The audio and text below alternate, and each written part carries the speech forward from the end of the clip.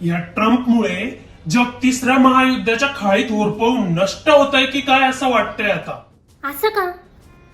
मग हे लोणचं पापड सांडगे करू की नको मी मेलीने नाही तर इतकं राबायचं आणि नंतर कळेल की खायलाच कोणी नाही, सगळं जगच नष्ट झालंय मेलं. कुणाचं काय तर कुणाचं काय. पण ती खटी पण सांगत होती मला, म्हणे हा ट्रम्प तात्या आहे ना म्हणे आपल्या भारताला 30-40 वर्ष मागे घेऊन जाणार आहे म्हणे.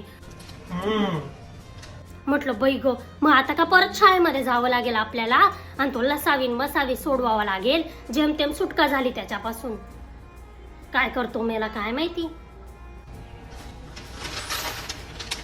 पुन्हा शाळा भरावी, पुन्हा ती मला दिसावी, माझ्याकडे बघून हलकेच गालात हसावी, भलेही सोडवावे लागेत मग लसावी मसावी. तू का म्हणे आता आहे तीच सोसावी, नाहीतर लागतील भांडी घासावी.